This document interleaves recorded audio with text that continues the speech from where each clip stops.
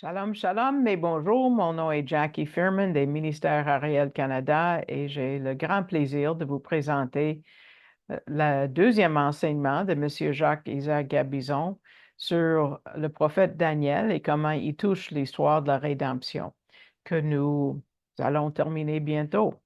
On a déjà entamé le livre de Daniel et nous allons continuer. C'est sûr que le chapitre 9 est chargé de tellement d'enseignements qu'on a dû le diviser.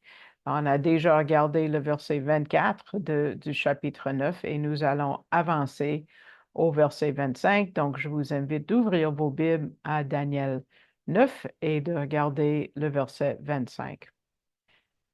Verset 25 dit, depuis la sortie de la parole pour établir et rebâtir Jérusalem jusqu'au Messie, le prince, parce que certaines traductions disent le prince, il y a 7 semaines et 62 semaines. Donc 7 septaines et 62 septaines, comme on a vu la dernière fois. La préposition jusqu'au, quand ça dit jusqu'au Messie, en hébreu, ça a le même sens en français et en grec, qui parle d'un temps spécifique de l'arrivée de quelque chose, et nous savons que c'est l'arrivée du Messie, sa première venue. Ensuite, dans le verset 26, peut-être vous avez une autre traduction que l'Osterval, mais l'Osterval le dit très clairement. C'est pour ça que pour une fois, je l'ai mis à l'écran pour vous. Daniel 9, 26 dit, et après les 62 semaines, le Christ sera retranché et non pour lui. C'est ça que ça doit dire, c'est ça que l'Hébreu nous dit. Je vous invite à marquer ça dans la marge de vos Bibles parce que c'est très important que Jésus est mort, mais non pour lui-même. C'est ça le sens. Je ne sais pas pourquoi la seconde, la Darby, je pense, j'ai oublié ce que le Martin dit, mais c'est ça le sens en hébreu. Et après les 62 semaines, le Christ sera retranché et non pour lui. Ici, ça dit clairement qu'à la première venue, le Messie vient mourir pour nous. Beaucoup dans le judaïsme ne croient pas qu'il y a deux venues, mais Daniel nous le dit clairement. Maintenant, on arrive à la grosse question, quand est-ce qu'il va venir? Et on va regarder les dates en détail et regarder comment il nous amène directement à l'époque de Jésus. Premièrement, on voit que les 490 ans sont divisés en 3 sections et c'est les 3 sections en bleu. Donc, je vous invite à regarder à gauche. Je sais que ça a l'air compliqué, mais soyez pas découragés. Euh, c'est ça que les gens de l'époque ont compris. La partie rouge, non. Donc, le bleu, là, ça commence pour vous qui écoutez au téléphone. Je vais le décrire, par exemple, que la première partie, c'est les 7 semaines. Euh, il y a 7 semaines et ensuite 62. Donc, 7 semaines, c'est 89 ans. Et la deuxième partie, c'est 62 semaines, qui représente 434 ans. Ensuite, vous voyez, il y a une pause en rouge, parce que l'ère de l'Église n'était pas du tout prévue à l'époque de l'Ancien Testament. Si les Juifs avaient accepté en totalité, au moins le leadership, que Jésus était le Messie, ça aurait changé l'avenir. Mais l'ère de l'Église interrompt, si vous voulez, ces 70 semaines. Donc, on a 69 avant la venue de Jésus. Et ensuite, on a euh, euh, la 70e semaine de 7 ans qui est après Jésus, après l'ère de l'Église, parce qu'à un certain moment après l'enlèvement va commencer la tribulation qui va durer 7 ans, donc la 70e septaine ou semaine, qui est divisée en deux parties de 3 ans et demi. On va voir ce que le texte nous dit par rapport à la première date, c'est quand est-ce que tout ça commence. Et ça, c'est euh, 590 avant Jésus-Christ. Donc, lisons Daniel 9, 25. Depuis la sortie de la parole pour établir et rebâtir Jérusalem jusqu'au Messie le Prince, il y a 7 semaines et 62 semaines. Et ça nous amène quand? À la fin de la captivité en Babylone qui a duré 70 ans. Donc, environ 539 avant Jésus-Christ, l'Esprit a poussé le roi Cyrus de permettre les Juifs de retourner et de reconstruire le temple et Jérusalem, comme la prophétie nous dit en Ésaïe 44, verset 28. Dieu parle de Cyrus et l'Éternel dit de Cyrus, Ésaïe 44, 28, il dit de Cyrus, il est mon berger et il accomplira tout mon bon plaisir, disant à Jérusalem, tu seras bâti et au temple, tes fondements seront posés. Wow! Donc, suivant le mot de Daniel, euh, Cyrus a donné l'autorisation pour construire le temple et Jérusalem et il a fait ça directement après Daniel 9, 1. Donc, ça, c'est le point de départ qui couvre les premiers 49 ans. Vous voyez la première fois que c'est marqué en bleu. Ça nous fait penser aussi à ceux qui sont retournés, premièrement, en Israël avec Zérubabel et avec Josué, le grand prêtre. Avec eux était Zacharie. C'est le sujet de la prochaine série que je vais faire avec vous. Il y avait aussi Agé, le prophète. Zacharie a parlé tellement de l'importance de reconstruire Jérusalem, on va le voir. Agé a encouragé les gens, allez-y, allez-y, continuez avec le travail. Et maintenant, la deuxième partie, le 434 ans. Comment est-ce que ça rentre dans le verset? Ça, c'est une partie importante de la prophétie. Donc, c'est la deuxième partie en bleu, si vous voulez, le 434 ans, qui est le 62 semaines. Donc, regardons verset 26 de Daniel 9. Ça dit, après les 62 semaines, c'est là, le Christ sera retranché et non pour lui. Et comme j'ai dit dans la première partie, c'est l'Osterval. Donc, cette information a dit au peuple de cette époque qu'après les 62 semaines ou après 434 ans, le Messie va mourir, il va être coupé, il va être retranché. Il va venir et il va mourir. Le mot pour retrancher est karat, qui aussi veut dire excommunier, ou ça peut vouloir dire tuer. Pour Jésus, c'était les deux. Et après ça, quoi? Ben, après la mort et la résurrection, comme Daniel a dit, Jérusalem a été détruit par la guerre et la désolation. Nous voyons en verset 26, le peuple d'un chef qui viendra détruira la ville et le sanctuaire. Donc, c'est Rome qui est venu. Beaucoup de commentateurs rabbiniques ne veulent pas parler de la mort du Messie. Ils parlent, oh, que c'est un grand prêtre. Un rabbin, Rachi, a dit, ah, c'est le roi Agrippa. Ils ont essayé de fitter ça dans leur théologie à eux, mais c'est le Messie qui a rendu la délivrance du péché possible qu'on a déjà vu la dernière fois en verset 24. Le mot en hébreu, c'est Mashiach. Eux, même en anglais, ils mettent le mot prince. C'est pas prince, c'est pas un prince quelconque, c'est le Messie lui-même. C'est lui qui est le juste. Le roi Agrippa ou le grand prêtre n'était pas assez juste pour mourir pour le péché du peuple. Ils étaient des oints, parce qu'il fallait oindre le roi, oindre le grand prêtre d'une certaine façon, et le mot c'est oint, messie en hébreu, mais ils n'étaient pas justes. Par rapport aux 434 ans, on sait que ça prend fin avec la mort du Messie, mais quand est-ce que ça commence? Bon, il y a des livres entiers, je ne vous mens pas, il y a des livres entiers sur comment comprendre les mathématiques ou la façon de compter le temps des Babyloniens. Donc, C'est pas du tout dans cette étude que je vais vous l'expliquer. C'est quasiment impossible de retracer exactement euh, la date à partir de Jésus, les 434 ans, mais on peut estimer parce qu'il y a des dates qui nous manquent. Et comme je vous ai dit, il y a des différences dans les communautés scientifiques. Donc, mais pour les gens du premier siècle, et c'est ça qui compte, ils savaient comment calculer le début de ces 434 ans.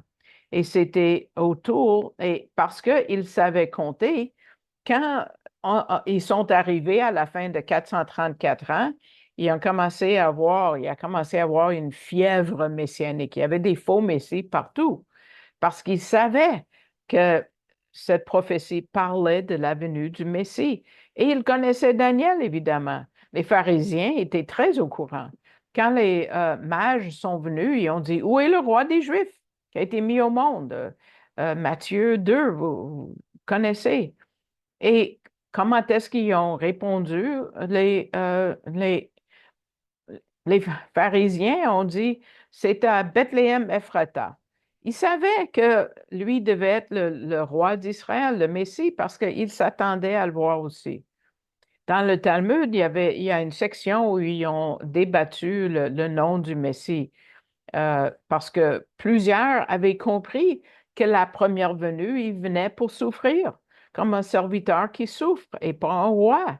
Il y en a qui ont dit, il y en a un qui a dit, il est comme le lépreux de l'école. Je ne comprends pas tout ce que ça veut dire, mais ça, c'est la traduction. C'est marqué certainement, lui a porté nos langueurs, s'est chargé de nos douleurs. Ça, c'est Ésaïe 53, 4. Hein?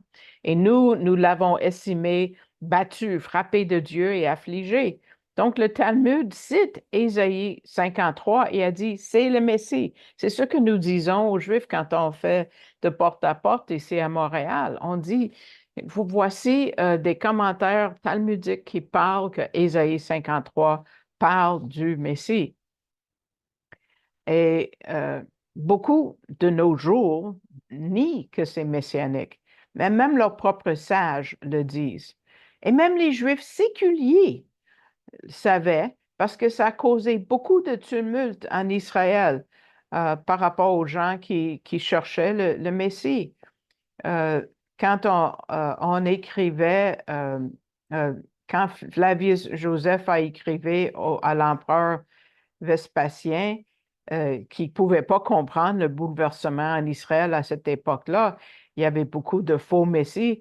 Flavius Joseph l'a référé à une prophétie des Écritures qui est comme la prophétie qu'on a vue en Daniel 9. Qu'est-ce que Joseph a dit? Ce qui a principalement excité les Juifs à la guerre était une prophétie difficile qui se trouvait aussi dans les livres sacrés que à ce moment-là, quelqu'un dans leur pays devrait surgir qui obtiendrait l'empire du monde entier. C'est comme ça que Joseph explique ce temps agité dans l'histoire.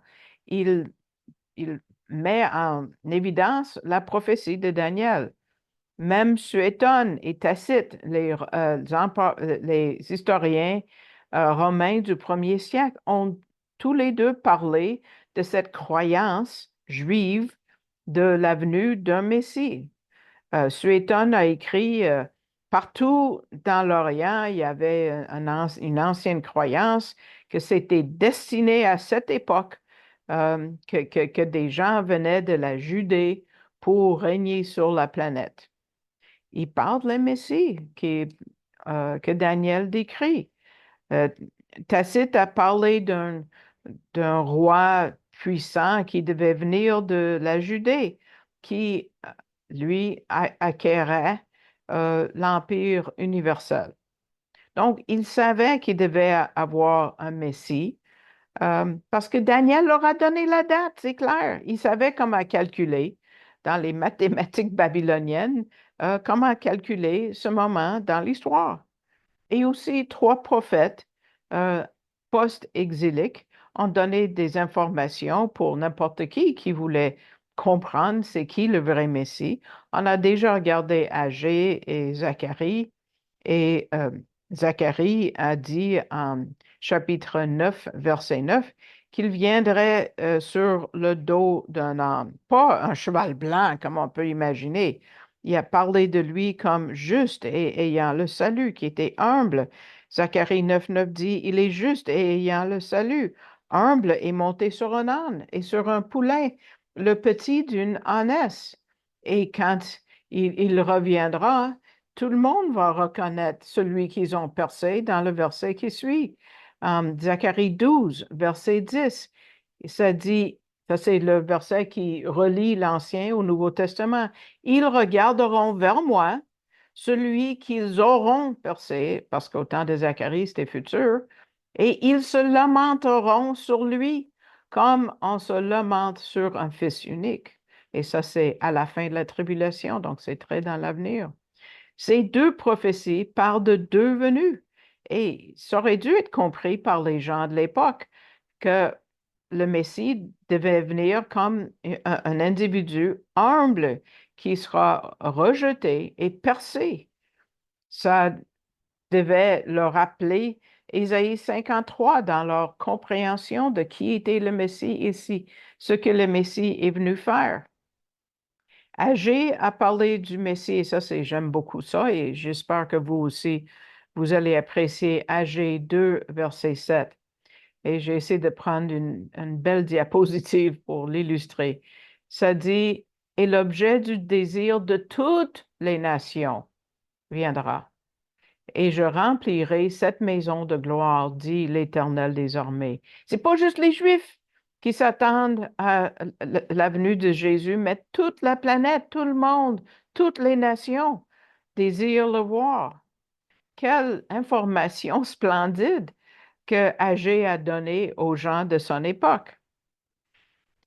À son époque, il y avait des gens âgés qui étaient en vie pour voir la gloire du temple de Salomon.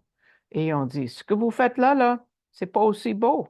Ils étaient découragés, c'est pas aussi riche, c'est pas aussi plein d'or et euh, toutes les richesses qu'ils ont vues dans le premier temple. Ils étaient déçus. Ils ont dit, ouais, ce que vous faites, bon, c'est un temple, oui, mais ouais, c'est pas aussi beau. Mais là, on a une prophétie importante de la venue du Messie en chapitre 2, verset 9, parce que c'est pas le temple qui compte. Ça dit la dernière gloire de cette maison, et c'est le temple d'Hérode, on peut dire le deuxième temple. La dernière gloire de cette maison sera plus grande que la première de Salomon, dit l'Éternel des armées. Et dans ce lieu, je donnerai la paix, dit l'Éternel des armées. Donc, c'est vrai que l'apparence du deuxième temple, avant que Hérode le rend plus beau, euh, oui, l'apparence est moins belle. Qui va marcher dans ce deuxième temple? C'est le Messie qui va marcher dans ce deuxième temple. Donc, le deuxième temple va avoir plus de gloire parce que le Messie lui-même va marcher dedans. Hey, tu parles de gloire. OK, en Daniel, on ne va pas même terminer aujourd'hui, mais on va quand même avancer au chapitre 10. Ça devait toutes les prophéties que Daniel a reçues dans une nuit, ça nous dépasse. Mais dans le chapitre 10, on voit qu'il devait être quand même très perturbé par la nouvelle que le Messie va mourir. Mais Dieu lui a donné toute une récompense parce qu'il a une vision du Messie ressuscité. Regardons pour terminer chapitre 10, versets 5 et 6. Et je levai les yeux, et je vis, et voici un homme vêtu de lin, et ses reins étaient ceints d'or du phase, et son corps était comme un chrysolite, et son visage comme l'aspect de l'éclair, et ses yeux comme des flammes de feu, et ses bras et ses pieds comme l'apparence de l'airain poli et la voix de ses paroles comme la voix d'une multitude. Watatao. Hein? Quelle récompense pour Daniel et pour nous aussi, parce qu'on ne peut jamais parler de la mort du Messie sans parler de sa résurrection, n'est-ce pas? Très important, je le dis toujours, toujours. Et la description est presque identique, comme on a vu à Apocalypse 1, quand Jean était pour voir toutes sortes d'affaires difficiles par rapport à la tribulation.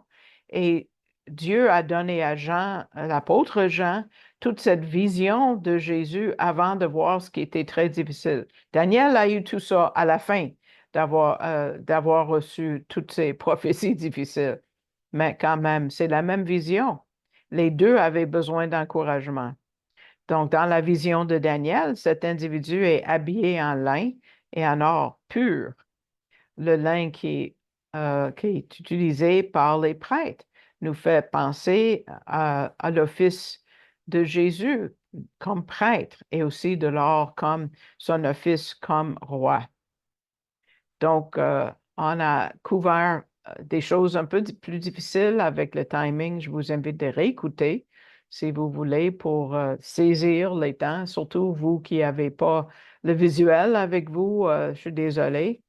Et puis, c'est la deuxième partie qui prend fin avec ces versets de Daniel 10, mais on va continuer la prochaine fois. On va terminer d'ailleurs la série sur l'histoire de la rédemption la prochaine fois. Et j'espère que ça a été une bénédiction pour vous, ça a éclairci certaines choses. Et si vous avez aimé, vous avez été béni par cet enregistrement, mettez le pouce vers le haut et vous pouvez vous souscrire au poste pour avoir un avis chaque fois qu'on a quelque chose, on a une nouvelle vidéo à voir. Et je remercie tous ceux qui prient. J'ai besoin de vos prières. Je vous invite de prier pour le ministère, pour le travail que je fais. Et aussi, je remercie tous ceux qui envoient un don, soit régulier ou unique de temps en temps. Si vous voulez soutenir le ministère, parce que c'est le seul revenu que je reçois, c'est par vous, vous allez sur l'Internet, sur Google ou sur votre moteur de recherche, vous insérez arielcanada.ca et puis ça va vous amener à notre page qui est sous construction en ce moment. Le français n'est pas encore mis, mais vous voyez support en haut de la page, Support Us en anglais pour nous soutenir. Et puis, en cliquant dessus, ça vous amène à la page Canada Helps. Et en français, c'est Canadon. Et puis, vous cliquez sur le français, évidemment, pour avoir les mots en français. Et puis, ça dit de faire un don à cet organisme. Et puis, vous pouvez tirer le menu vers le bas quand ça dit de sélectionner. Et puis, vous pouvez choisir mon nom si le cœur vous en dit et de continuer avec votre don avec le bloc rouge. Donc, j'espère que le français va être mis bientôt et puis que vous allez avoir un accès plus facile sur la façon sur la page web de Ariel Canada. Donc, je vous remercie de votre écoute et j'ai hâte de vous voir la prochaine fois. Shalom, shalom.